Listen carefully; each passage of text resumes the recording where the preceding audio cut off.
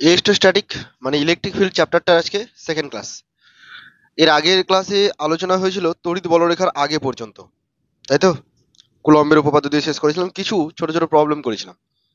এবার আজকে শুরু হবে তড়িৎ বলরেখা। তড়িৎ বলরেখা নামটা দেখ, আমি প্রথম ক্লাসেই তোদের বলেছিলাম যে তড়িৎ বলরেখা হচ্ছে তড়িৎ ক্ষেত্রকে মেজার করার আরো একটা রাশিমালা, তাই না? তড়িৎ ক্ষেত্রকে মেজার করার জন্য কতগুলো রাশিমালা ছিল বল? কি কি? তড়িৎ বিভব তিনটে, তাই তো? ওকে, তো প্রথমটা জানা হয়ে গেছে তড়িৎ ক্ষেত্র প্রাবল্য নিয়ে। এরপরে আমরা তড়িৎ বলরেখা সম্পর্কে একটু বুঝবো। তড়িৎ বলরেখা বিষয়টা কি? দেখ, তড়িৎ বলরেখা বা electric lines of force, electric lines of force মানে হচ্ছে এইরকম ব্যাপারটা। ধর এখানে তুই একটা পজিটিভ চার্জকে নিয়েছিস, সাপোজ একটা পজিটিভ চার্জ নিয়েছিস, ঠিক আছে? এবার এর আশেপাশে একটা তড়িৎ ক্ষেত্র তৈরি হলো। তো তুই কি করবি, এই তড়িৎ ক্ষেত্রের মধ্যে কোনো একটা জায়গায় একটা +1 কুলম্ব আধান, মানে টেস্ট চার্জ যাকে বলেছিলাম আমরা, পরীক্ষক আধান, হ্যাঁ, তো তাকে ইমাজিন করে নে। তাহলে তুই দেখবি যে এই প্লাস কিউ চার্জটা এই +1 এর উপরে একটা বিকর্ষণ বল প্রয়োগ করবে। কোন দিকে? এই দিক বরাবর, তাই তো? লম্বভাবে সোজা বাইরের দিকে। যদি আমি +1টাকে এখানে ইমাজিন করতাম, বুঝতে পারছিস? যদি +1কে এখানে ইমাজিন করতাম তাহলে এইভাবে এইদিকে চলে যেত। মোট কথা, এখান থেকে তড়িৎ বলরেখার ডাইরেকশন গুলো দেখ বহির্মুখী হচ্ছে লম্বভাবে, তাই তো? এই যে রেখাটা, যে রেখা বরাবর একটা ইমাজিনারি রেখা, কাল্পনিক রেখা, যে রেখা বরাবর এই +1 বা টেস্ট চার্জটা কি করবে, মুভ করতে পারবে, সেই রেখাটাকে বলবো আমরা তড়িৎ বলরেখা। তো প্লাস চার্জের ক্ষেত্রে বুঝতেই পারছি তড়িৎ বলরেখা বহির্মুখী হবে, অবশ্যই তলের সাথে লম্বভাবে থাকবে। এখানে যে অ্যাঙ্গেলটা সেটা 90 ডিগ্রি, প্রত্যেকটা জায়গায় তলের সঙ্গে কত ডিগ্রি অ্যাঙ্গেল? 90 ডিগ্রি, মানে তলের সঙ্গে লম্বভাবে নির্গত হবে। ওকে, এটাই যদি এখানে একটা মাইনাস চার্জ নিয়ে নিতাম আমি, মাইনাস কিউ চার্জ দিয়ে আমি বলতাম যে এখানে একটা +1কে ইমাজিন করেছি, তো মাইনাস প্লাসকে কি করবে রে? আকর্ষণ করবে, কাছে টেনে নেবে, তাই তো? এইরকম এখানে যদি একটা ইমাজিন করতাম, কাছে টেনে নেবে। এখানে একটা ইমাজিন করবো, কাছে টেনে নেবে। বুঝতে পারছিস কিনা? এইভাবে কাছে টেনে নেবে। তো যেখানে আঁক না কেন, এরাও সরলরেখাই হচ্ছে, কিন্তু অন্তর্মুখী এবং লম্বভাবে। বুঝতে পারলি বিষয়টা কি বললাম? তাহলে তড়িৎ বলরেখা অ্যাকচুয়ালি বিষয়টা হচ্ছে যে +1 মানে একক আধান কোন পাথ বরাবর যাচ্ছে, যে পাথ ফলো করবে সেই পাথটাকে বলা হবে তড়িৎ বলরেখা। বুঝে গেছো? এখানে প্লাস চার্জের মান যত বেশি হবে, এই তড়িৎ বলরেখাগুলোর ঘনত্ব তত বেশি হবে, তত বেশি তড়িৎ বলরেখা পাওয়া যাবে, ঠিক আছে? একই রকম ভাবে মাইনাস কিউ চার্জ যত বেশি হবে, তড়িৎ বলরেখার সংখ্যা তত বেশি হবে। বুঝে গেছে? এই তড়িৎ বলরেখার সংখ্যা দ্বারাই আমরা তড়িৎ ক্ষেত্রকে মেজার করব। যে অঞ্চলে তড়িৎ বলরেখার সংখ্যা যত বেশি, সেখানে তড়িৎ ক্ষেত্রের মান তত বেশি। যেমন তুই যদি এইখানে একটা এরিয়া নিয়ে নিস কাছাকাছি, এই এরিয়ার মধ্যে দিয়ে কতগুলো বলরেখা যাচ্ছে? ছবিতে দেখতে পাচ্ছিস তিনটে। এবার এই সমান এরিয়াটাকে তুই যদি এখানে নিয়ে নিস, কতগুলো যাচ্ছে? তাহলে এখানে তড়িৎ বলরেখা কমে গেল। তো তার মানে এই জায়গাটায় তড়িৎ ক্ষেত্র কমে গেল, ইন্টেন্সিটি কমে গেল, প্রাবল্য কমে গেল। তো যেখানে ক্ষেত্রফলের মধ্যে দিয়ে তড়িৎ বলরেখা যত বেশি যাবে, সেই অঞ্চলে তড়িৎ ক্ষেত্রের মান তত বেশি হবে। বোঝা গেছে? এইভাবে আমরা তড়িৎ বলরেখা দ্বারা ডিনোট করবো। এটা তো আমি একটা ডিসক্রিট প্লাস কিউ চার্জ এবং প্লাস মাইনাস কিউ চার্জ দুটোকে আলাদা আলাদা ভাবে দেখিয়েছি, মানে বিচ্ছিন্ন আধান এরা। যদি দুটো আধান পাশাপাশি থাকে, দুটো আধান যদি পাশাপাশি থাকে, একটা প্লাস কিউ চার্জ নেব, একটা মাইনাস কিউ চার্জ নেব। ধর এই হচ্ছে একটা প্লাস কিউ চার্জ, আর এখানে একটা মাইনাস কিউ চার্জ, দুজন একসাথে আছে, একটা সংস্থা এটা আবার, দুজন একসাথে আছে। এবার তুই যদি এখানে এরকম করিস যে আমি এখানে একটা +1কে ইমাজিন করবো, তাহলে +1কে প্লাস চার্জ ঠেলে দেবে, কিন্তু মাইনাস তো টানবে, তাহলে মাইনাস ওকে টেনে নেবে। বুঝতে পারছিস বলরেখাটা কেমন হলো? এখানে যদি একটা +1কে ইমাজিন করিস, তাহলে এ কি করবে, একে ঠেলে দিবে, কিন্তু মাইনাস কি বলবে, আমার কাছে চলে আসো, তাই না? তাহলে অভিমুখটা কেমন হয়ে যাবে, এরকম হয়ে যাবে। ইমাজিন করতে পারছিস? সিমিলারলি এখানে যদি ইমাজিন করি, এরকম হয়ে যাবে মোটামুটি। এরকম ভাবে যদি করি, মানে +1 এখান থেকে বেরিয়ে ওখানে গিয়ে ঢুকবে। আর দেখালাম না এইভাবে গিয়ে ওদিকে আসবে আবার, এটা সোজা যেটা থাকবে সেটা সোজা চলে যাবে, তাই না? একদম বিপরীত দিকে চলে যাবে, ও আকর্ষণ করতে পারবে না। সিমিলারলি এখানে এটা ঢুকবে, এই হচ্ছে তড়িৎ বলরেখার গঠন। বোঝা গেল? ছবি আঁকা আছে দেখবি, প্লাস কিউ চার্জ আর মাইনাস কিউ চার্জ যদি এরকম পাশাপাশি থাকে, তাহলে তড়িৎ বলরেখা কেমন হবে, এরকম। আচ্ছা, তড়িৎ বলরেখার বৈশিষ্ট্য বুঝতে পারছিস, যে ধনাত্মক আধান থেকে নির্গত হবে আর ঋণাত্মক আধানে গিয়ে মিশে যাবে, শেষ হবে, এবং পরিবাহী তলের সঙ্গে লম্বভাবে নির্গত হবে, পরিবাহী তলের উপর লম্বভাবে ঢুকবে। ক্লিয়ার এতটুকু? ওকে, যদি দুজনেই প্লাস কিউ চার্জ হতো, যদি হতো দুজনেই প্লাস কিউ চার্জ, তাহলে কি হতো? উল্টো দিকে হয়ে যেত। দেখা যাক, এখানে প্লাস, এখানেও প্লাস। এবার তুই ভাব, এখানে যদি আমি একটা প্লাস ওয়ান কে নিই, এই প্লাসকে এই প্লাস তো ঠেলে দিবে, ও কি নেবে?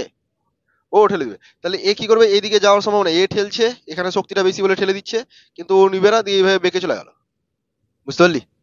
সিমিলারলি এদিকে, এর ক্ষেত্রেও তাই হবে। এরকম ছবি আঁকা আছে না? মিডিলে কিছু থাকবে না, ক্রস দেওয়া আছে দেখ, মানে এখানে কোনো তড়িৎ ক্ষেত্রই নেই, জিরো। এর জন্য প্রভাব আর ওর জন্য প্রভাব তো জিরোই হবে মিডিলে, জানি তো আমরা। বোঝা গেছে? তো এরকম ভাবে আমাদেরকে তড়িৎ বলরেখা যদি আঁকতে দেয়, দিবে না আঁকতে, মানে তোকে ধর এঁকে দিল, কোনটা সঠিক কোনটা ভুল এরকম জানতে চাইলো, তো তড়িৎ বলরেখার তুই গঠন বুঝতে পারছিস। হয়েছে? তারপরে একটা তড়িৎ বলরেখার, আচ্ছা এখানে যদি মাইনাস মাইনাস থাকতো তবু এই জিনিসটাই হতো, তাই না? আচ্ছা, আরেকটা জিনিস আঁকা আছে দেখবি, সমান্তরাল প্লেট আঁকা আছে। এরকম যদি সমান্তরাল প্লেট নিয়ে নি,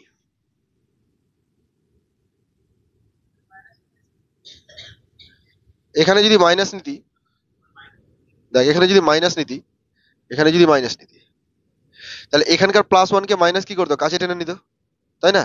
এই তীর চিহ্নটা শুধু চেঞ্জ হয়ে গেল, কাছে টেনে নিত, এই জায়গাতে তড়িৎ ক্ষেত্র তো শূন্য হয়ে যেত। ঠিক আছে? আচ্ছা, এরকম আমি দুটো প্লেট নিয়েছি ওপর নিচে, বুঝতে পারছিস কেমন? আমার হাতের তলের মতো এরকম ভাবে প্লেট দুটোকে নিয়ে আছে। ক্লিয়ার? এবার এখানে প্লাস চার্জ আছে মনে কর, প্লাস কিউ চার্জ, আর নিচে আছে মনে কর মাইনাস কিউ চার্জ। তাহলে প্লাস থেকে মাইনাসের দিকে তড়িৎ বলরেখা যাবে, তাই না?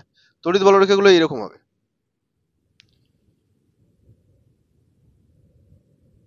বুঝতে পারছিস আমি কি বোঝাতে চাইছি? মানে ওই সারফেস থেকে নিচের সারফেসে তড়িৎ বলরেখাগুলো একদম লম্বভাবে চলে যাবে। ওপরের প্লাস বিকর্ষণ করবে আর নিচের মাইনাস কি করবে? আকর্ষণ করবে। তবে প্রান্তে শেষের দিকে একটু এরকম বাঁকা বাঁকা হবে, এই ঠেলে দিবে কিন্তু মাইনাস টেনে দিবে, তাহলে কাছে চলে আসবে এইভাবে। বুঝতে পারছিস? যেগুলো প্রান্ত সেগুলোতে এরকম বাঁকা বাঁকা হবে, আর বাকি মাঝের জায়গাটাতে একদম সরলরেখা সোজাভাবে চলে যাবে। আঁকা আছে এরকম নিশ্চয়ই, বোঝা গেছে? বন্ধ করে দেবো।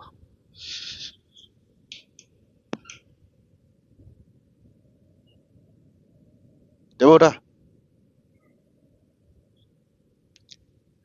তড়িৎ বলরেখার গঠন তাহলে বুঝে গেছিস? তুই তো অনেকদিন ধরে অসুস্থ রে, ডাক্তার ফাক্তার দেখাচ্ছিস? কি বললো, বাজবি?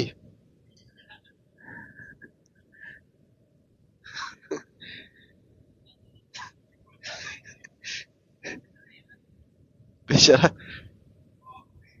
ডিমোটিভেট হয়ে গেল না, যাও একটু ঠিক হতো আর অসুস্থ হয়ে যাবে। আচ্ছা দেখ এবার তারপর বলরেখার সংখ্যা পেয়েছিস? বলরেখার সংখ্যা দিয়ে আমরা তড়িৎ ক্ষেত্রকে মেজার করি। ওই যে বললাম, একক ক্ষেত্রফলের মধ্যে দিয়ে যত বেশি বলরেখা যাবে সেই অঞ্চলে তড়িৎ ক্ষেত্রের মান তত বেশি। ঠিক আছে? এবার এই বলরেখার সংখ্যাকে বের করার জন্য বিজ্ঞানী ম্যাক্সওয়েল একটা রাশিমালা দিয়েছে, বলরেখার সংখ্যা। তিনি বললেন, মন দিয়ে শোন আমার কথাগুলো, তিনি বললেন যে কোনো অঞ্চলে যদি কিউ চার্জ থাকে, তাহলে সেই কিউ চার্জ থেকে যে বলরেখাগুলো নির্গত হবে, সেই বলরেখাগুলোর সংখ্যা হবে কিউ বাই এপসিলন। কি হবে? Q by epsilon. মনে থাকবে? এটা কি? মোট বলরেখার সংখ্যা। এটা হচ্ছে মোট বস, মোট বলরেখার সংখ্যা কত? Q by epsilon. এবার কোন অঞ্চলে ধর আমি এখান থেকে কত দূরে বের করতে চাই, ধরুন এখান থেকে আমি আর দূরত্বে বের করতে চাইছি। কত দূরত্বে? আর দূরত্বে। এই জায়গাটাতে আমি বলরেখার সংখ্যা বা তড়িৎ ক্ষেত্র বের করতে চাইছি ধর। ঠিক আছে? তাহলে আমি কি করব? আর দূরত্ব নিয়ে আমি একটা গোলাকার একটা তল কল্পনা ইমাজিন করি, একটা তল ইমাজিন করেছি। বুঝতে পারছিস কেমন তল? একটা গোলাকার তল। তাহলে বল এই গোলাকার তলটাতে ক্ষেত্রফল কত হবে যদি আর কে ব্যাসার্ধ আমি ধরে নিই? 4πr², তাই না? তাহলে তুই বলবি যে অতএব ক্ষেত্রফলে একক ক্ষেত্রফলের মধ্যে নির্গত বলরেখার সংখ্যা, নির্গত বলরেখার সংখ্যা কি বলবি? টোটাল বলরেখা মানে কিউ বাই এপসাইলন তো বেরিয়েছিল, ডিভাইডেড বাই এরিয়া। তাই তো করবি? খেয়াল করে দেখ, এটাকে যদি সাজানো যায় 1/4πε কিউ/r², চেনা চেনা লাগছে? কোথায় ছিল? তড়িৎ ক্ষেত্র প্রাবল্য। তার মানে অ্যাকচুয়ালি এটা তড়িৎ ক্ষেত্র প্রাবল্যের রাশিমালাই। বোঝা গেছে? তাহলে বলরেখার সংখ্যা দিয়ে আমরা তড়িৎ ক্ষেত্র প্রাবল্যকেও রিপ্রেজেন্ট করতে পারি। মনে থাকবে একটা কিউ চার্জ থেকে কতগুলো বলরেখা নির্গত হবে? Q by epsilon. মনে থাকবে তো? যদি এটা বায়ু মাধ্যম হয়ে যায় তাহলে এপসাইলনের জায়গায় লিখবো এপসাইলন নট। এপসাইলন নটের ভ্যালু কত ছিল? ই না, সিজিএস পদ্ধতি না, এসআই পদ্ধতিতে 8.854 10⁻12 ইউনিট। এসআই ইউনিটটা কি? Coulomb square very good, coulomb square per newton per metre square. আচ্ছা, একটা প্রবলেম দেওয়া আছে দেখতো সবাই। ঠিক আছে, হ্যাঁ হ্যাঁ স্কোয়ার আছে। এই বাদরগুলো, প্রবলেম 1 দেওয়া আছে দেখ। বলা হয়েছে যে শূন্যস্থানে 1 কুলম্ব আধান থেকে কত সংখ্যক বলরেখা নির্গত হয়। শূন্যস্থানে 1 কুলম্ব আধান থেকে, এই দেখ, কিউ কুলম্ব আধান থেকে কতগুলো বলরেখা নির্গত হয়? তাহলে 1 কুলম্ব আধান থেকে কতগুলো বলরেখা নির্গত হবে? আচ্ছা, 1/ε0, যেহেতু শূন্যস্থান বলে দিয়েছে তাহলে এপসাইলন নট। এবার ভ্যালু যদি বসিয়ে দিস তাহলে কি আসবে? এটা 1/8.854 ইন্টু 10⁻⁻12, তাই তো? এবার এই ক্যালকুলেশনটা করা কিন্তু খুব জটিল, এতটা সহজ নয়। তো আমি তোদেরকে বলবো এই ক্যালকুলেশনটা করার জন্য এখানে যে ভ্যালুটা বের করে দেওয়া আছে এটাকে মুখস্থ করে নিবি। এতে করে কি হবে, যখনই যখনই তুই 1/ε0 পাবি তুই ওই ভ্যালুটাকে দিয়ে গুণ করবি বারবার। কত আছে? 1.129 10⁻11। কত আছে? 1.129 10⁻11। এটা যদি তুই মুখস্থ রেখে দিতে পারিস তো যেখানে যেখানে তুই 1/ε0 পাবি তোর ক্যালকুলেশন করতে সুবিধা হবে। বুঝতে পারলি? একবার চেক করে নিতে পারিস তুই ক্যালকুলেটরে করে এটা। 1.129 10⁻11 এতগুলো বলরেখা 1 কুলম্ব থেকে বেরোচ্ছে। তাহলে এবার যদি তোকে বলে 2 কুলম্ব আধান থেকে কত বেরোচ্ছে, 2 গুণ করলি। 3 কুলম্ব থেকে 3 গুণ করলি। 50 কুলম্ব বলে 50 গুণ করবি। যত কুলম্ব বলবে তত গুণ করবি। বোঝা গেছে? পারা যাবে তো? ওই জন্য আমি বলছি যে এইটাকে অ্যাটলিস্ট মুখস্থ রাখবি, কারণ ক্যালকুলেটর তো তোদের অ্যালাউ করছে না। সুতরাং এটা তোদের মুখস্থ রাখলে সুবিধা আছে। বোঝা গেল এতটুকু? বলরেখার সংখ্যা কিভাবে ইউজ করতে হয়? আপত্তি নেই নিশ্চয়ই? এবার আরো একটা নতুন টার্ম, সেটা হচ্ছে তড়িৎ দ্বিমেরু। তড়িৎ বলরেখা শিখে নিলাম। হ্যাঁ, এবার আমরা তড়িৎ দ্বিমেরু। তড়িৎ দ্বিমেরু দিয়ে আমরা তড়িৎ ক্ষেত্রকে মেজার করছি না, তড়িৎ দ্বিমেরু হচ্ছে একটা সিস্টেম, একটা সংস্থা। তড়িৎ দ্বিমেরু কাকে বলে মন দিয়ে শোন। তড়িৎ দ্বিমেরু বা ইলেকট্রিক ডাইপোল বলতে কি বোঝায়? যখন কোনো একটা অঞ্চলে দুটো সমপরিমাণ এবং বিপরীত জাতীয় আধান, কি বললাম? সমপরিমাণ কিন্তু বিপরীত জাতীয় আধান পরস্পর থেকে কিছুটা দূরত্বের ব্যবধানে থেকে একটা সংস্থা তৈরি করবে, তড়িৎ দ্বিমেরু।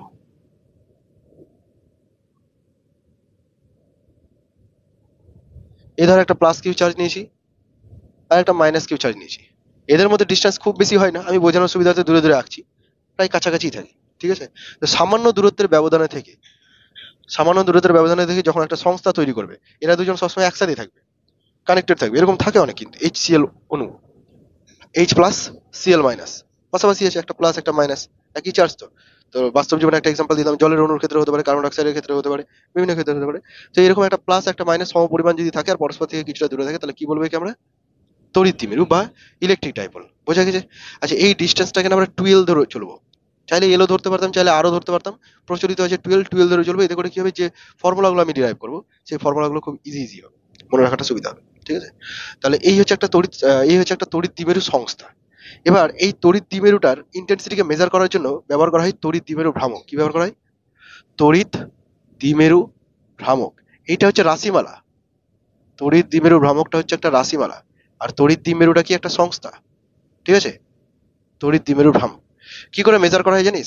তড়িৎ দ্বিমেরু ভ্রামককে পি দ্বারা রিপ্রেজেন্ট করা হয়, পি, স্মল পি। আর বলা হয় যে এই আধান দুটোর মধ্যে যে কোনো একটার মান কি হবে? কিউ হবে। জারি মান নেই, যে কোনো একটার মান ইন্টু তাদের মধ্যে লম্ব দূরত্ব। তাদের মধ্যে যে দূরত্বটা, কত দূরত্ব আছে? 12। তো এইটা হচ্ছে তাদের তড়িৎ দ্বিমেরু ভ্রামকের মান। বোঝা গেল কি বললাম আমি? যে কোনো একটা আধানের মান ইন্টু তাদের মধ্যে দূরত্ব, এটাকে যদি গুণ করে দিই তাহলে কি পাবো আমরা? ভ্রামক পাবো। ঠিক আছে? তড়িৎ দ্বিমেরু ভ্রামক পাবো। এটাকে যদি ভেক্টরিক্যালি লিখতে হয় তাহলে এরকম ভাবে লিখবি যে P equal to 2q L vector. 2 আর এলটা একসাথে, 2 আর এলটা একসাথে। এল ভেক্টরটা মানে বুঝতেই পারছিস ডাইরেকশন প্রকাশ করছে, পি ভেক্টর হবে এখানে। P vector equal to 2q L vector. মনে থাকবে? আচ্ছা, মনে রাখবি এর যে অভিমুখ, তড়িৎ দ্বিমেরু ভ্রামকের যে অভিমুখ, সবসময় ঋণাত্মক আধান থেকে পজিটিভ মানে ধনাত্মক আধানের দিকে হয়ে থাকে। তড়িৎ দ্বিমেরু ভ্রামকের অভিমুখ কোন দিকে হয়? ঋণাত্মক আধান থেকে ধনাত্মক আধানের দিকে। মনে থাকবে? তড়িৎ দ্বিমেরুর অভিমুখ কোন দিকে? ঋণাত্মক আধান থেকে ধনাত্মক আধানের দিকে। তাহলে তড়িৎ দ্বিমেরু সম্পর্কে তুই বুঝে গেছিস। একটা নতুন রাশিমালা পেয়েছি, তাহলে একক মাত্রা তো জানার প্রয়োজন আছে নাকি? বল একক কি হবে? Coulomb into metre. Very good. আচ্ছা, আরেকটা স্ট্যাট কুলম সেন্টিমিটার। আচ্ছা, ডাইমেনশন বল দেখি, ডাইমেনশন মাত্রা। আচ্ছা, কিউবের বলছিস আইটি, আর ওটা এল। এল স্কোয়ার নয় তো, 2Lটা নিজেই ডিস্টেন্স। তাহলে আইটি এল, যেভাবে খুশি মনে রাখবি, LIT TIL যা খুশি একটা মনে রাখতে পারিস, টিল, লিট, যা খুশি। আইটিএল আইপিএল এর মতো মনে রাখতে পারিস, ঠিক আছে কিনা? তড়িৎ দ্বিমেরু ভ্রামক বুঝতে পারলি তো, নতুন একটা টার্ম আসলো। ওকে, এবার এই তড়িৎ দ্বিমেরুর ক্ষেত্রে আমরা কি করবো দেখ, বিভিন্ন ক্ষেত্রে রাশিমালা বের করবো। তড়িৎ দ্বিমেরুর বিভিন্ন ক্ষেত্রে রাশিমালা। একটা তড়িৎ দ্বিমেরু আঁকা আছে, এই তড়িৎ দ্বিমেরুর জন্য তার অক্ষের উপর তড়িৎ ক্ষেত্র প্রাবল্য বের করব। তড়িৎ দ্বিমেরুর অক্ষের ওপর তড়িৎ ক্ষেত্র প্রাবল্য বের করব। বুঝতে পারলি কি বলছি আমি? এখানে তো দুটো আধান আছে তাই না, তাহলে একটা আধানের জন্য প্রাবল্য পাবো, আবার আরেকটা আধানের জন্য প্রাবল্য পাবো, ওভারঅল আমি কত প্রাবল্য পাবো সেটা বের করতে চাইছি। তো আমি এটাকে প্লাস নিয়ে নিচ্ছি, এটাকে মাইনাস নিয়ে নিচ্ছি, তোদের নোটে যেমন দেওয়া আছে তেমন করার চেষ্টা করছি, যাতে বুঝতে সুবিধা হয় তোদের। যে কোনো একদিকে প্লাস মাইনাস হলে কোনো আপত্তি নেই, নেওয়া যায়। আমি এদিকটাকে প্লাস এদিকটাকে মাইনাস ধরে চলছি, এদের মধ্যে ডিস্টেন্স কত? 12। তো এই তড়িৎ দ্বিমেরু থেকে কিছুটা ডিস্টেন্স দূরে, এবার তড়িৎ দ্বিমেরু এখান থেকে নিবো না এখান থেকে নেবো, আমি মাঝখান থেকে নেবো। তড়িৎ দ্বিমেরু থেকে মানে তড়িৎ দ্বিমেরুর মাঝখান থেকে, ঠিক আছে? এই বিন্দুটার নাম হচ্ছে ও। তো ও বিন্দু থেকে ধরে নে এক্স ডিস্টেন্স দূরে একটা বিন্দু নিয়েছি, যে বিন্দুটার নাম হচ্ছে এ। পি আর দিলাম না, পি দিয়ে অন্য কিছু ডিনোট করবো। এই বিন্দুটার নাম কি? এ। এই বিন্দুতে আমাকে বের করতে হবে তড়িৎ ক্ষেত্র প্রাবল্য। তো তুই বুঝতেই পারছিস এখানে দুটো আধান আছে যেহেতু, তাহলে একবার এর জন্য প্রাবল্য বের করি আর একবার এর জন্য প্রাবল্য বের করি। ওকে, প্রথমে প্লাস কিউ এর জন্য যদি প্রাবল্য বের করতে চাই, তো তুই দেখবি এগুলো বাকি সব ভুলে যা, শুধুমাত্র এখানে প্লাস কিউ চার্জ আছে। তার প্লাস কিউ চার্জ থেকে কত দূরে প্রাবল্য বের করছি আমি বল, ভালো করে বল।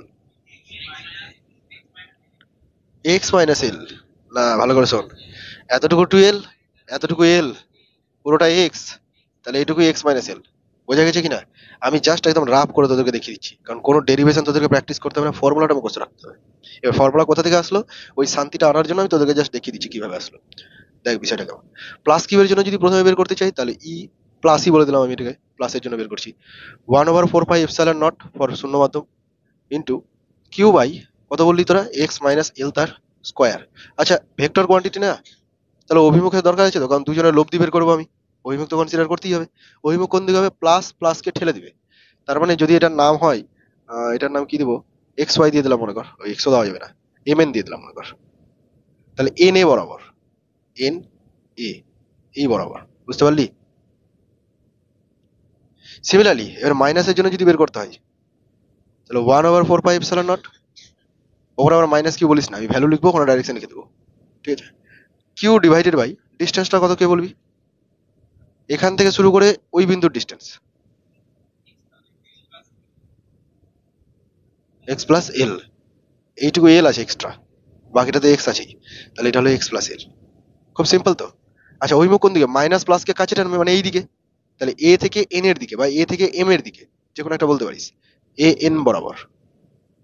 একটা জিনিস খেয়াল করা গেল যে দুজনের অভিমুখ বিপরীত দিকে, তাহলে লব্ধি বের করতে গেলে নিশ্চয়ই আমাকে মাইনাস করতে হবে, প্লাস করলে হবে না। বলতো এই দুটোর মধ্যে কে বড় হবে?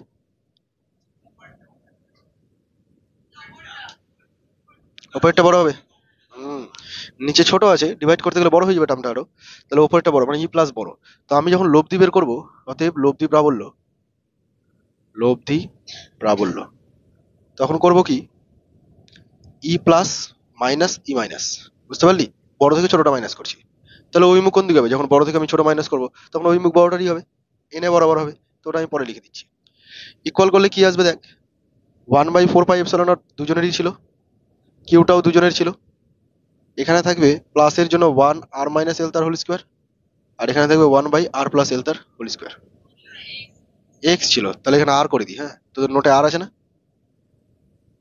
আর আছে, দেখলি আমার মুখস্থ হয়ে গেছে, আরই করে দিলাম, আপত্তি নেই তো? ঠিক আছে, কি করা যায় এবার, Q/4 পাই এপসাইলন নটটা থাক, এখানে একটা এলসিএম করতে পারিস, লসাও করতে পারিস, নিচে r-l এর হোল স্কোয়ার আর r+l এর হোল স্কোয়ার। তো এখানে মাইনাস মিলছে মানে প্লাস ওপরে বসছে, আর এখানে মাইনাস বসছে, ঠিক আছে রে? ব্যাস, এটাকে যদি একটু সিম্পলিফাই করা যায়, উপরে একটা ফর্মুলা তৈরি হচ্ছে দেখ, a+b whole square minus a-b whole square, formula বল, 4ab, কনফিডেন্স আমাকে জিজ্ঞাসা করছিস যে তুই, 4ab। আর নিচে কি হবে রে, স্কোয়ার গুলো বাইরে বের করে দে, তাহলে একবার মাইনাস একবার প্লাস, মানে আর স্কোয়ার মাইনাস এল স্কোয়ার, তার আবার স্কোয়ার, স্কোয়ার গুলো বাইরে করছি না, তাহলে আর স্কোয়ার মাইনাস এল স্কোয়ার তার আবার স্কোয়ার। বল বুঝলি কিনা? বুঝে গেছিস? সবাই বুঝেছিস অনিন্দিতা? ওকে, তৈরি হয়ে গেছে ফর্ম্যাটটা। এখানে 1/4πε0 রেখে দিলাম, এটাকে করলাম Q into 12 into 2r divided by R square minus L স্কোয়ারের হোল স্কোয়ার। এই যে কিউ ইন্টু 12 দেখতে পাচ্ছিস, এই যে কিউ ইন্টু 12 কি হবে? এটা তড়িৎ দ্বিমেরু ভ্রামক পি। কিউ ইন্টু 12 যে কোনো একটা আধান এবং তাদের মধ্যে দূরত্ব কি বলা হয়? এটাকে পি বলা হয়। তাহলে 1/4πε0, এই মানটার মান হচ্ছে পি, তাহলে 2 P R divided by R square minus L square whole square. বল বুঝতে পারলি কিনা?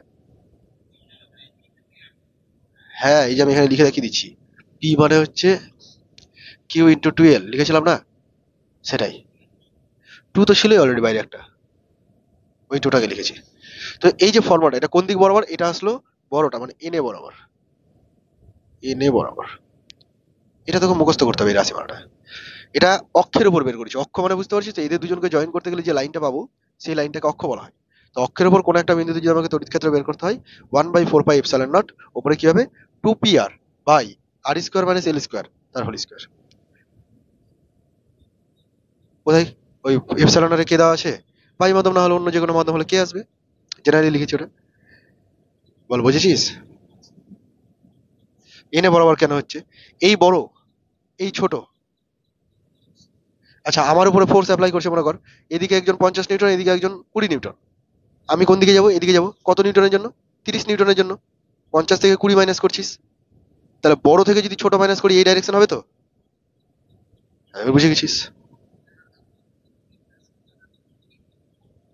এটা এটা কেন হলো?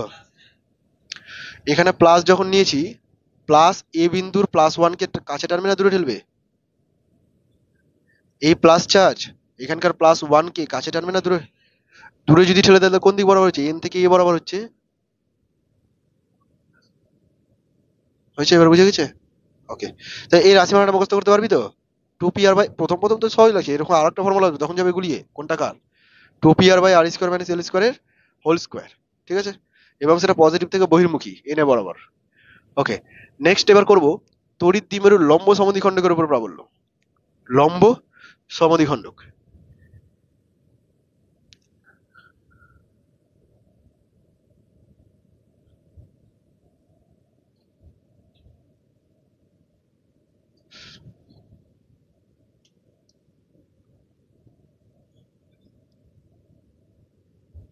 লম্ব সমদ্বিখণ্ডক, দেখবি মন দিবি দিকে।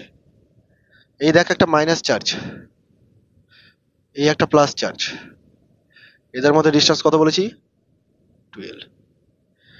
লম্ব সমদ্বিখণ্ডক মানে বুঝিস তো, এদের মাঝখান দিয়ে একটা লম্ব অঙ্কন করে দেবো, তাহলে সেটা হলো লম্ব সমদ্বিখণ্ডক। ওপরে হতে পারে, নিচে হতে পারে, তুই যেদিকে খুশি যেতে পারিস।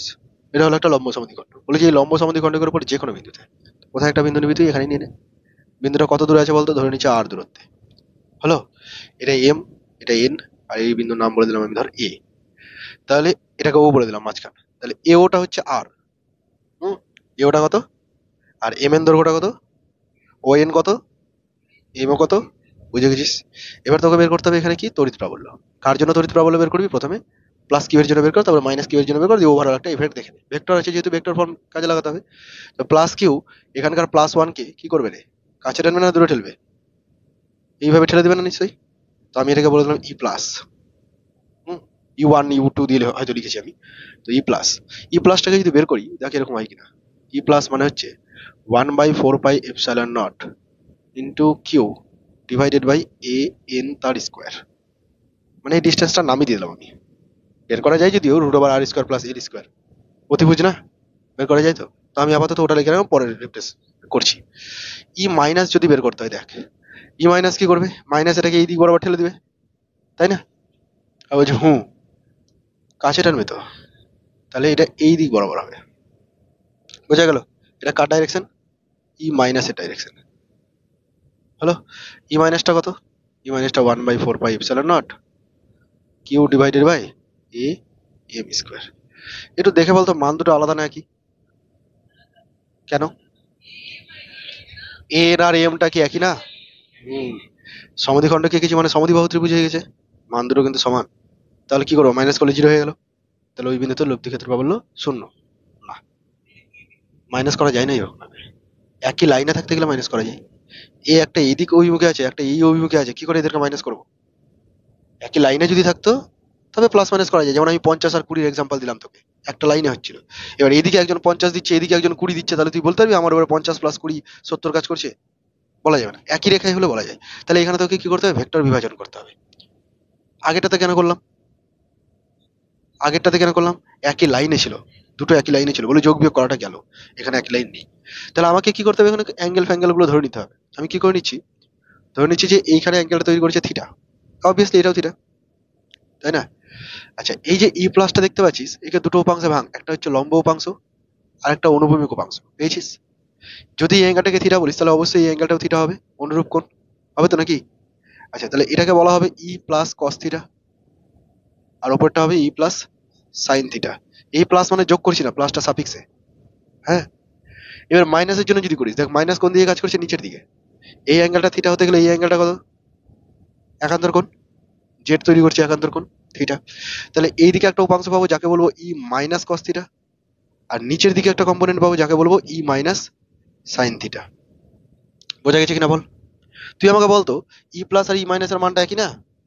তাহলে ই প্লাস কস থিটা আর ই মাইনাস সাইন থিটা কি আলাদা কিছু? তাহলে দুজন দুজনকে কি করবে? ক্যান্সেল আউট করে দিল, বাদ হয়ে গেল। এদের জন্য কোনো লব্ধি নেই। যা আছে সম্পূর্ণ লব্ধি এদিকে, দুটো মান পাওয়া যাচ্ছে। একটা ই প্লাস কস থিটা, একটা ই মাইনাস কস থিটা, দুটোই তো আবার সেম সেম। তার মানে দুটো পাওয়া যাচ্ছে, জাস্ট বলে দিতে পারি।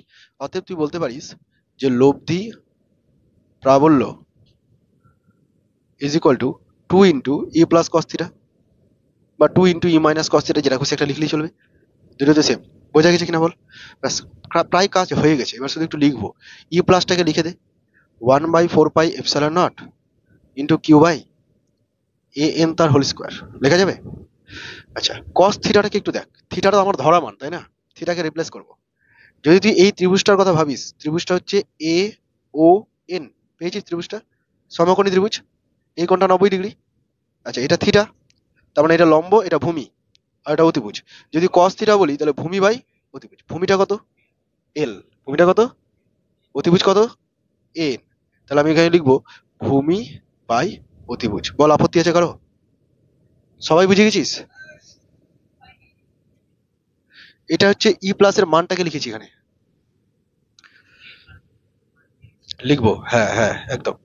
তাহলে উপরে কি কি হলো দেখ, নিচে আসলো 4 পাই এপসাইলন নট, ওপরে আসলো 2 কিউ ইন্টু এল, আসলো না? আর নিচে আসলো এ এন এর কিউব।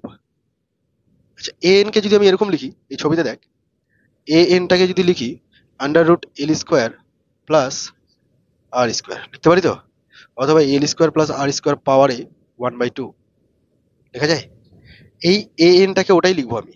এ এনটাকে আগে লিখে দিই L² প্লাস R² পাওয়ারে 1/2, সরি 1/2, তাহলে 3/2 হয়ে যাবে, পাওয়ার আবার 3 আছে। এই হচ্ছে ফর্মুলা। শুধু 2QL-টাকে তুই পি বানিয়ে দে, তাহলে লব্ধি যেটা হয়ে গেল 1/4 পাই এপসাইলন নট। 2QL মানে তো পি, তড়িৎ দ্বিমেরু ভ্রামক, বাই R² প্লাস L² পাওয়ারে 3/2। এই হচ্ছে ফর্মুলা, তোকে মুখস্থ করতে হবে। হ্যাঁ, এখানে অভিমুখ তো বলার দরকার আছে। কোন দিকে হবে অভিমুখটা? তুই দেখতে পাচ্ছিস এই বরাবর হয়েছে, মানে মাইনাস থেকে প্লাসের দিকে হয় তড়িৎ দ্বিমেরু ভ্রামকের অভিমুখ।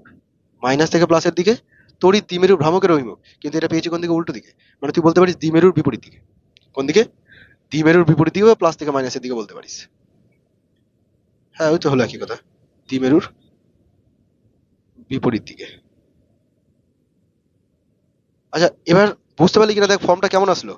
এই লম্ব সমদ্বিখণ্ডক খণ্ডক বলতে গেলে উপরে 2 পি আর আসছে না, উপরে জাস্ট পি, আর নিচে আসছে R² প্লাস L² পাওয়ারে 3/2। R² প্লাস L² পাওয়ারে 3/2, কিন্তু আগেরটা কি এসেছিল? আগেরটা ছিল 2 পি আর নিচে ছিল R² মাইনাস L² এর হোল স্কোয়ার। বোঝা গেছে? এটা কিন্তু গোলাবে, প্রচুর গোলাবে এটা। এবার এখান থেকে জেনারেল ফর্ম কিছু করে দেখছি আমি। এটা মিটিয়ে দিলাম, আশা করি এটা বুঝে গেছিস সবাই।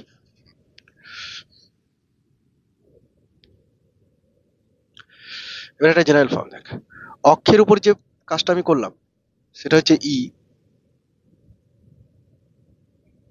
1/4 pi epsilon naught 2 PR by R² minus L² whole square, ঠিক আছে?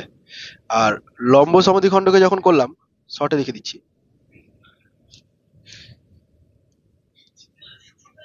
লম্ব সমদ্বিখণ্ডকে লিখেছি 1/4 পাই এপসাইলন নট, কি লিখেছি বল? P by R² plus L² পাওয়ারে 3/2। এখনই মুখস্থ করে নে, বাড়ির জন্য না রেখে। এমন তো কঠিন কিছু নেই, দুটো জিনিস বেরিয়েছে তো। এবার দেখ, যদি আমি এখানে অ্যাপ্রক্সিমেশন করি, কি অ্যাপ্রক্সিমেশন, যদি আমি বলি যে 12, হ্যাঁ হ্যাঁ, কোনটা, এটা ফর্মুলাতে তো মাইনাস আসলো যখন ডিরাইভ করলাম না, অক্ষের উপর যখন ডিরাইভ করলাম, দেখ মাইনাস এসেছিল। আচ্ছা, এখানে দেখ আমি বলছি কি যে 12 যদি ফর লেস দেন আর হয়, মানে কি, মানে হচ্ছে তড়িৎ দ্বিমেরুটার যে দৈর্ঘ্য, 12 তো দৈর্ঘ্যটা, তড়িৎ দ্বিমেরুর দৈর্ঘ্য যদি ডিস্টেন্সের তুলনায় অনেক কম হয়, যদি কম হয়, নর্মালি তাই হয়, মানে খুব খুব ক্ষুদ্র হয়ে থাকে ডিস্টেন্সটা, তো যদি এমনটা হয়, তাহলে তুই এল কে আর এর থেকে অনেক ছোট বলতে পারিস। এটা ছোট মানে এলটা অনেক ছোট আর এর থেকে। তো সেই ক্ষেত্রে এলটাকে তুই নেগলেক্টই করে দিতে পারিস আর এর তুলনায়। একে তো এল ছোট, তারপরে এল স্কোয়ার করছি, তা আরো ছোট হয়ে যাবে। একের থেকে কোনো ছোট সংখ্যাকে যদি ছোট করতে থাকিস, তাহলে ওটা আরো ছোট হয়ে যায়, তাই না? যেমন ধর আমি 0.5 আছে, 0.5 কে যদি স্কোয়ার করি কত হবে, 0.25 হবে, আরো ছোট হয়ে গেল এটা। বুঝতে পারছিস তো? তো এটা এতটাই ছোট ডিস্টেন্স হয় যে একে স্কোয়ার করতে গেলে আরো ছোট হয়ে যাবে। তাহলে সেক্ষেত্রে তুই এটাকে বাদই দিয়ে দে, এর প্রভাবটা খুবই নগণ্য, বাদই দিয়ে দে। যদি বাদ দিয়ে দিস, তাহলে তুই এরকম পাবি equal to 1/4πε0 2πr divided by r⁴ পাবি। এবার ওপরে একটা আর নিচে একটা আর কেটে দে, 1/4πε0 2p/r3। বোঝা গেল? তাহলে আলটিমেট যখন শর্ট ডাইপোল বলবে, অথবা যদি এল এর সম্পর্কে কিছু না বলে দেয়, তাহলে তুই এই ফর্মুলা ইউজ করবি। ওখানে তোকে হিন্টস দিচ্ছে যে এল কে নেগলেক্ট করো। যদি এল বের করার কোনো কিছু না পাস, বা এল এর সম্পর্কে কোনো ডেটা না দেয়, তাহলে তুই বুঝে যাবি যে এল নেগলেক্ট করে তোকে এই ফর্মুলা ইউজ করতে হবে। কি ফর্মুলা? 2p/r3। তুই মনে করতে রাখবি এটা, এখান থেকে এটা বের করতে বেশিক্ষণ লাগবে না। এলটাকে জিরো করলি মনে মনে, বাদ হয়ে গেল r/r⁴, মানে নিচে r3। ঠিক আছে, এটা বুঝে গেছিস তো? এলটা হচ্ছে, হ্যাঁ, আধান, 2l টা আধান দ্বয়ের মধ্যে দূরত্ব, 2l টা হচ্ছে আধান দ্বয়ের মধ্যে দূরত্ব, এলটা আবার তার হাফ।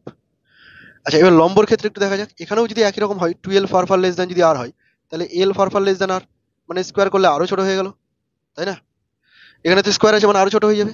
তাহলে এল স্কোয়ারটাকে বাদই দিয়ে দিতে, নেগলেক্ট করে দে। তাহলে ইটাকে তুই বলতে পারিস নিয়ারলি ইকুয়ালস টু, এটা নিয়ারলি ইকুয়ালস টু মানে প্রায় সমান, নিয়ারলি ইকুয়ালস টু কার সমান, 1/4πε0 p/, এল তো বাদ, তাহলে আর স্কোয়ারের পাওয়ারে 3/2 মানে r3। দেখ এখানে r3, এখানেও r3, ওখানেও r3, ডিফারেন্স হচ্ছে এখানে 2, ওখানে 2 নেই। বোঝা গেল? মনে থাকবে তো? এখানে 2 আসবে, ওখানে 2 থাকবে না। তো এই ফর্মুলাগুলো ইম্পর্টেন্ট, যেগুলো আমি এখানে ডিরাইভ করে দিলাম, এমনি এমনি দিইনি। এগুলো দিয়ে ম্যাক্সিমাম কোশ্চেন তোর সলভ হবে। আর কিছু কিছু বড় কোশ্চেন থাকবে যেগুলোতে তোকে এল উল্লেখ করে দেবে, ওইভাবে বড় বড় ক্যালকুলেশন করতে হবে। মনে থাকবে, যদি অক্ষের উপর থাকে তাহলে 2p, অক্ষের উপর থাকলে 2p, আর অক্ষের উপর না থাকলে জাস্ট p। ঠিক আছে?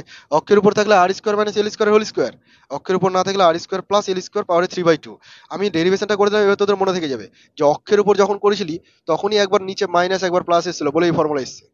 আর যখন তুই লম্ব সমদ্বিখণ্ড করেছিস তখন অতিভুজের ব্যাপারে স্যার, অতিভুজের ফর্মুলাতে এটা আসবে। এটা কি অতিভুজের ফর্মুলা আসতে পারে? তাহলে এটা অতিভুজের ফর্মুলা আসতে পারে। তাহলে মনে থাকবে এরপরে ডেরিভেশন কাজে লাগিয়ে। ওকে, ফর্মুলাগুলো মুখস্থ করতে হচ্ছে। বল দেখি, লম্ব সমদ্বিখণ্ডকের ক্ষেত্রে লব্ধি তড়িৎ ক্ষেত্র পাবলের অভিমুখ কোন দিকে হয়? এটা আবার কেমন কথা? আমি বললাম লম্ব সমদ্বিখণ্ডকের ক্ষেত্রে তড়িৎ দ্বিমেরুর লম্ব সমদ্বিখণ্ডকের ওপর যে লব্ধি তড়িৎ ক্ষেত্র পাবলটা বেরাচ্ছে, হ্যাঁ, তার অভিমুখ হবে দ্বিমেরুর বিপরীত দিকে। আর যেটা অক্ষের উপর ছিল দ্বিমেরুর দিকেই হয়ে গেছিল, মানে মাইনাস থেকে প্লাসের দিকেই চলছিল। বুঝে গেছিস তো? আপত্তি নেই কারো? হুম। এবার নেক্সট একটা পার্ট দেখ, তড়িৎ সুষম তড়িৎ ক্ষেত্রে কোন তড়িৎ দ্বিমেরুর উপর ক্রিয়াশীল টর্ক। সুষম তড়িৎ ক্ষেত্রে কোন তড়িৎ দ্বিমেরুর উপর ক্রিয়াশীল টর্ক, এগুলো মিটিয়ে দিলাম, হ্যাঁ।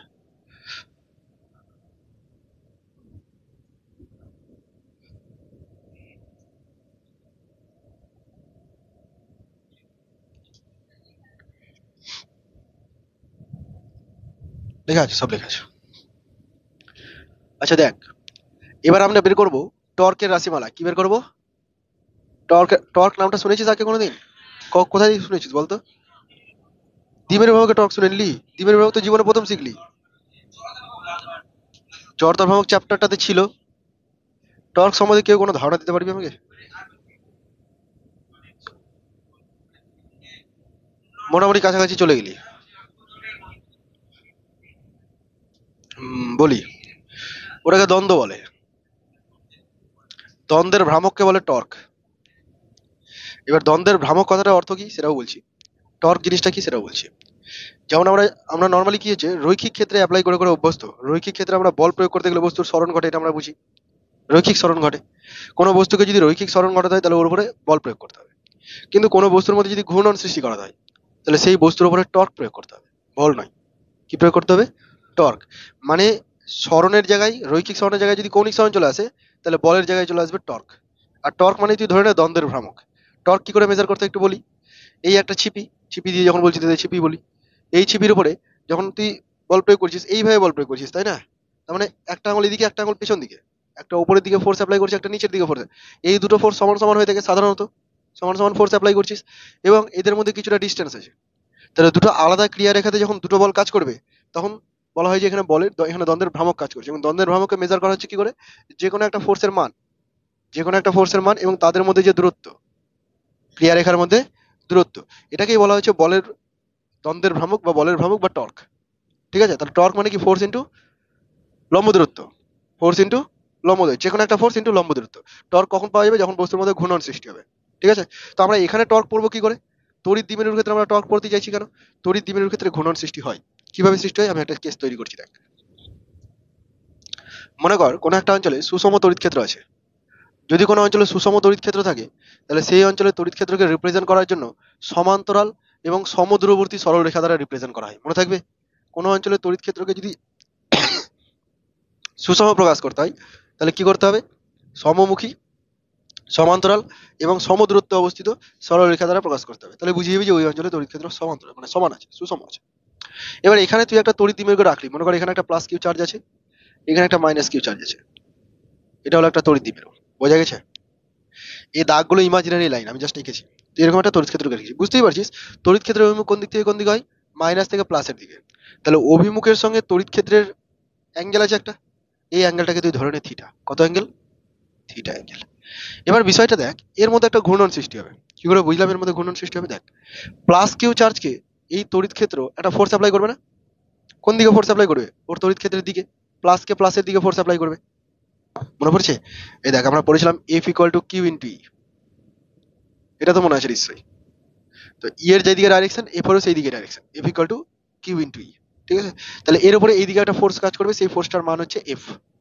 এই মাইনাসের উপরে তো তড়িৎ ক্ষেত্র একটা ফোর্স অ্যাপ্লাই করবে, কিন্তু এর অভিমুখটা হয়ে যাবে নিচের দিকে, কারণ এখানে মাইনাস কিউ হয়ে গেল। মাইনাস কিউ হয়ে গেলে ই এর বিপরীত দিকে হয়ে যাচ্ছে এটা, বুঝতে পেরেছিস? তাহলে মাইনাস কিউ এর উপর নিচের দিকে একটা ফোর্স কাজ করবে, সেটা কত? এটাও এফ।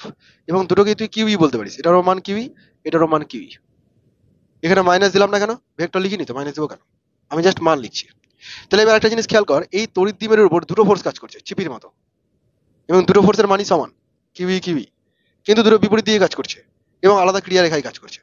একটা কাজ করছে এই ক্রিয়া রেখা বরাবর, এই রেখা বরাবর, আর একটা কাজ করছে এই রেখা বরাবর, বুঝতে পারছিস?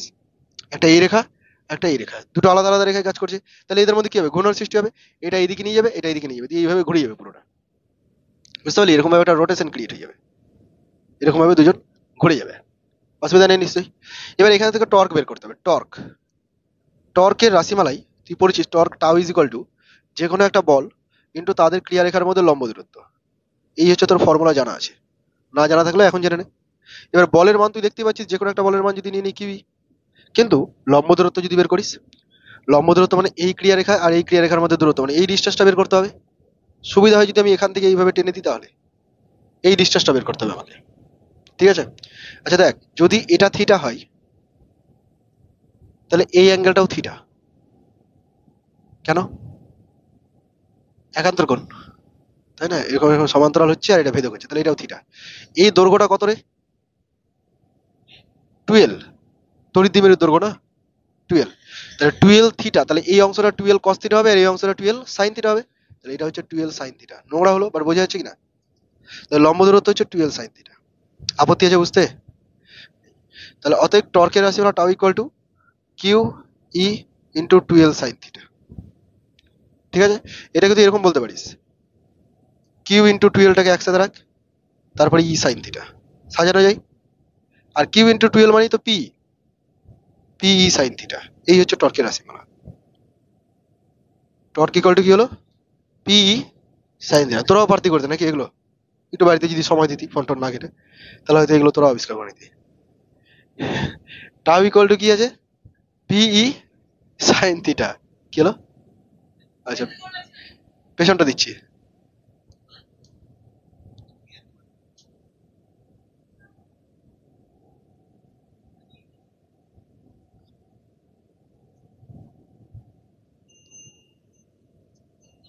এটার আবার ই নাই, এগুলোটা কাজ করে না। আচ্ছা, বোঝা গেল রে। কি কি বললাম তাহলে আমি? টর্কের রাশিমালা বের করলাম পি সাইন থিটা। এবার টর্ক তো একটা ভেক্টর কোয়ান্টিটি, শুনতে পাচ্ছিস না? টর্ক একটা ভেক্টর কোয়ান্টিটি, তাহলে এটাকে ভেক্টরিক্যালি রিপ্রেজেন্ট করতে হবে। ভেক্টরিক্যালি কি করে রিপ্রেজেন্ট করবো দেখ। Tau vector is equal two P vector cross E vector. Sine theta কখন আসে? ক্রসের ক্ষেত্রে তো সাইন আসে, ডটের ক্ষেত্রে কস আসে। তোরা আজকে বলছিলি কি ডট আর ক্রস করছিলি আলোচনা, তাই না? তো ডটের ক্ষেত্রে আসে কস আর ক্রসের ক্ষেত্রে আসে সাইন, মনে থাকবে? তাহলে tau vector equal to P vector cross E vector. এটা হচ্ছে টর্কের রাশিমালা কোথায়? সুষম তড়িৎ ক্ষেত্রে কোনো একটা তড়িৎ দ্বিমেরুর ওপর।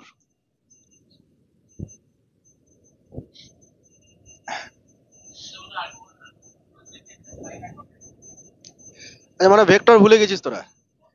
এই দেখ, ভেক্টর এরকম ছিল, A vector dot B vector A B cos theta.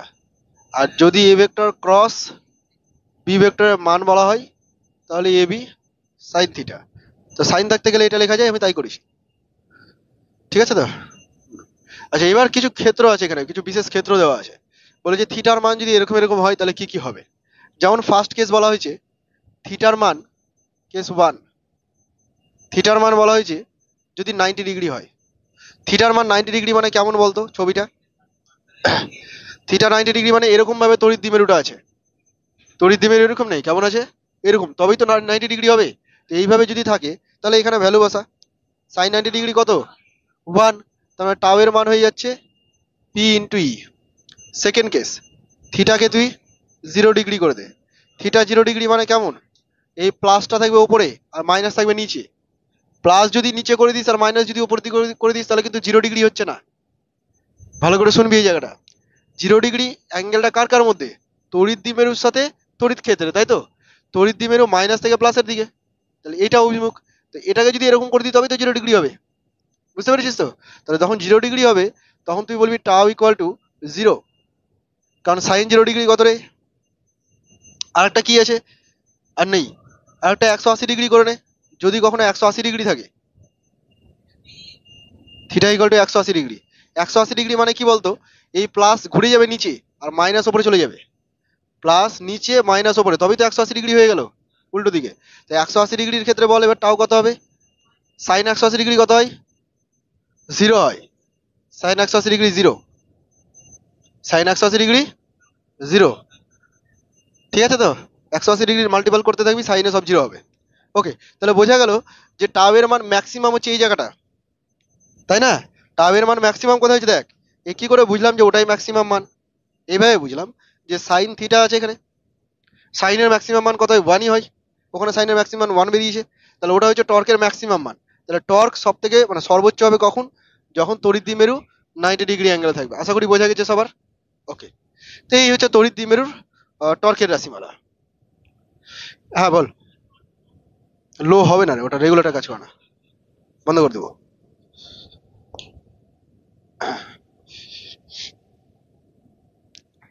না, বেশি আরামে আবার পড়াশোনা হয় না জানিস, ঘুম চলে আসে, শরীরে একটু ক্লান্তি না থাকলে হয় না।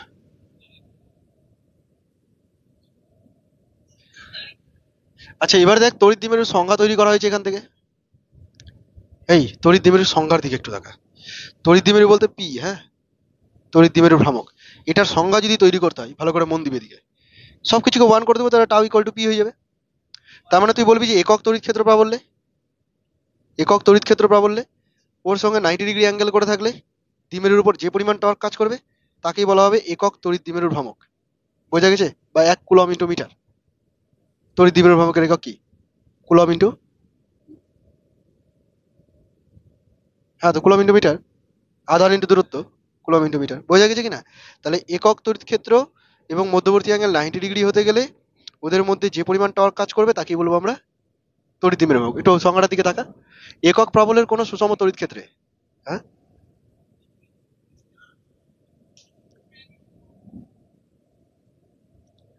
একক প্রাবল্যের কোনো সুষম তড়িৎ ক্ষেত্রে কোনো তড়িৎ দ্বিমেরুকে লম্বভাবে রাখলে দ্বিমেরুটি যে টর্ক অনুভব করে তাকে ওই দ্বিমেরুর ভ্রামক বলে। দ্বিমেরুর, ঠিক করে দে, দ্বিমেরুর ভ্রামক বলে।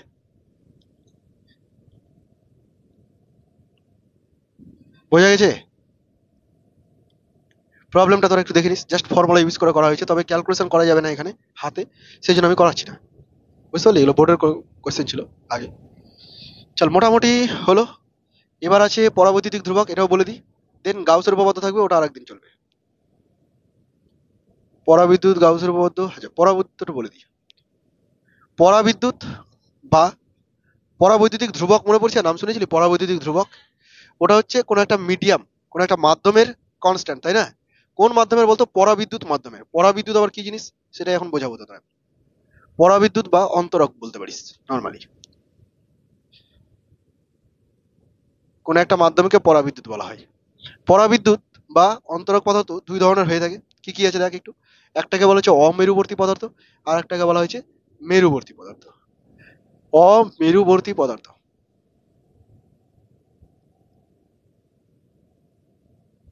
আর একটা মেরুবর্তী পদার্থ। অমেরুবর্তী পদার্থ মানে এরকম, দেখ ধর আমি একটা বিশাল বড় একটা অবজেক্ট নিয়ে নিয়েছি, এই অবজেক্টটা অনেকগুলো অণু পরমাণু নিয়ে তৈরি। তো এবারে অণুগুলোর কি আলাদা আলাদা ডাইপোল থাকতে পারে না? থাকতে পারে। যেমন একটা জলের অণু ডাইপোল থাকতে পারে, ক্লোরিন অণু ডাইপোল থাকতে পারে। তো এদের যখন ডাইপোল থাকবে, ডাইপোল বলতে আমি দ্বিমেরুর কথা বলছি, দ্বিমেরু যখন থাকবে, তো ধরে নে এখানে এরকম ভাবে অনেকগুলো অ্যাটম আছে, সরি অনেকগুলো মলিকিউল আছে এরকম, কারো প্লাস মাইনাস, কারো মাইনাস প্লাস, কারো প্লাস মাইনাস, কারো মাইনাস প্লাস, এরকম ভাবে আছে। বুঝতে পারছিস? এরকম ভাবে আছে। এবার এতগুলো তড়িৎ দ্বিমেরু ভাবে দেখতে পাচ্ছিস, যদি ওরা নিজেদের মধ্যে এমন ভাবে রিকম্বাইন হয়ে থাকে, এমন ভাবে সাজিয়ে গুছিয়ে থাকে যে ওভারঅল কোনো তড়িৎ দ্বিমেরু নেই, শূন্য। বুঝতে পারছিস কি? এর জন্য তড়িৎ দ্বিমেরু কোন দিকে হয়? মাইনাস থেকে প্লাসের দিকে। এর জন্য তড়িৎ দ্বিমেরু কোন দিকে হবে? মাইনাস থেকে প্লাসের দিকে। এর জন্য মাইনাস থেকে প্লাসের দিকে। এর জন্য ধর এটা ক্যান্সেল আউট হয়ে গেল, এটার সাথে এটা ধর ক্যান্সেল আউট হয়ে গেল, ওটার সাথে ওটা ক্যান্সেল আউট হয়ে গেল, কিন্তু ওভারঅল কোনো তড়িৎ দ্বিমেরুই নেই, জিরো। নিজেদের আলাদা আলাদা মলিকিউলের তড়িৎ দ্বিমেরু ছিল, কিন্তু ওভারঅল অবজেক্টটাকে যখন দেখতে যাচ্ছি তখন একে অপরকে ক্যান্সেল আউট করে জিরো হয়ে গেছে, তাহলে কোনো মেরু তৈরি হয়নি। এই ধরনের পদার্থকে বলা হবে অমেরুবর্তী পদার্থ। হুম। এবার মেরুবর্তী পদার্থ কাকে বলবো বলছি। মেরুবর্তী পদার্থ কাকে বলবো দেখ। মেরুবর্তী পদার্থের ক্ষেত্রে মনে কর প্লাস মাইনাস গুলো আছে, কিন্তু এরা রিকম্বাইন করে জিরো হতে পারলো না। বুঝতে পারছিস? আমি এরকম ভাবে তীর চিহ্ন দিয়ে উল্টো পাল্টা দেখিয়ে দিচ্ছি। এরকম অনেক রকমের তড়িৎ দ্বিমেরু আছে। এবার এরা একে অপরের সাথে রিকম্বাইন করে জিরো হতে পারলো না, একটা আলটিমেট এফেক্ট পাওয়াই গেল। এবং সেই এফেক্টটা ধরে নে এরকম পাওয়া গেল যে এই ডাইরেকশনে হচ্ছে, মানে এইদিকে পজিটিভ গুলো আছে, এইদিকে নেগেটিভ গুলোর আধিক্য হয়ে গেছে। এমনটা যদি হয়ে যায় তাহলে তাকে বলা হবে মেরুবর্তী পদার্থ। ঠিক আছে? এই ধরনের পদার্থের ক্ষেত্রে সংজ্ঞাটা এরকম ভাবে তৈরি করা হচ্ছে যে যে পদার্থের ধনাত্মক আধানের কেন্দ্র এবং ঋণাত্মক আধানের কেন্দ্র, ধনাত্মক আধান যে ডিস্ট্রিবিউট হয়েছে তার কেন্দ্র বলতে সবগুলোকে এক জায়গায় আমি ভাবতে পারি, যে বিন্দুতে ভাবতে পারি সেটা, এবং মাইনাস গুলোকে যখন আমি একটা বিন্দুতে ভাবতে পারি সেই বিন্দুটা, দুটো বিন্দু যদি আলাদা আলাদা পজিশন হয়, একে অপরের উপর উপরিপাতিত না হয়, তাহলে একটা ডাইপোল তৈরি হয়ে যাবে, তাকে বলবো মেরুবর্তী। আর এর ক্ষেত্রে কি হচ্ছে? ধনাত্মক আধান বন্টনের কেন্দ্র এবং ঋণাত্মক আধান বন্টনের কেন্দ্র একে অপরের উপর উপরিপাতিত হয়ে গেছে, একটাই বিন্দু হয়ে গেছে বলে এখানে কোনো তড়িৎ দ্বিমেরু তৈরি হয়নি। এই হচ্ছে দুটো সংখ্যা। বোঝা গেছে মেরুবর্তী পদার্থ কাকে বলে, অমেরুবর্তী পদার্থ কাকে বলে? এখানে আরেকটা ইম্পর্টেন্ট লাইন হচ্ছে যে তড়িৎ ক্ষেত্রে সেটা মেরুবর্তী হোক সেটা অমেরুবর্তী হোক, যে কোনো পদার্থই হোক না কেন, তড়িৎ ক্ষেত্রে সকলেই মেরুবর্তী পদার্থের মতো আচরণ করে। মেরুবর্তী পদার্থের মতো আচরণ করে সকলেই। কেন এরকম করে দেখ, এখানে এমনিতে প্লাস আর মাইনাস তো অল্টারনেট করা ছিলই। এবার আমি যদি এদিকে তড়িৎ ক্ষেত্রে একটা অ্যাপ্লাই করে দিলাম, ধর তড়িৎ ক্ষেত্রের মধ্যে এই অবজেক্টটাকে নিয়ে চলে আসলাম, তাহলে তড়িৎ ক্ষেত্রে বরাবর প্লাস গুলো এদিকে আকর্ষণ বল অনুভব করে, মাইনাস গুলো এদিকে আকর্ষণ বল করে, তো প্লাস গুলো এদিকেই আছে, মাইনাস গুলো এদিকে আছে, মানে একটা মেরুবর্তী পদার্থই আছে এটা। এটার ক্ষেত্রে কি হবে? যখনই তুই একটা তড়িৎ ক্ষেত্র এদিকে অ্যাপ্লাই করে দিলি, প্রথমে তো প্লাস মাইনাস এক জায়গায় ছিল, কিন্তু এখন প্লাস গুলো কি করছে? ওইদিকে ফোর্স ফিল করছে, মাইনাস গুলো এইদিকে ফোর্স ফিল করছে, তাহলে একটা ডিস্টেন্স তৈরি হয়ে গেল না, মানে আবার এটা মেরুবর্তী পদার্থ হয়ে গেল। সেজন্য তড়িৎ ক্ষেত্রে একটা মেরুবর্তী পদার্থ একটা অমেরুবর্তী পদার্থ দুজনের ভূমিকা একই তড়িৎ ক্ষেত্রে। আর যদি তড়িৎ ক্ষেত্র না থাকতো তখন তো আলাদা আলাদা কেস। বুঝতে পেরেছিস এতটুকু? অসুবিধা নেই তো? পরাবিদ্যুৎ মানে বুঝে গেছিস? ওকে, নেক্সট তোদের থাকবে, আচ্ছা মেরুবর্তীতে আছে দেখ একটু। বহিস্থ তড়িৎ ক্ষেত্রের প্রভাবে, এই যে বাইরে থেকে আমি তড়িৎ ক্ষেত্রটা অ্যাপ্লাই করলাম না, এটাকে বহিস্থ তড়িৎ ক্ষেত্র বলছি।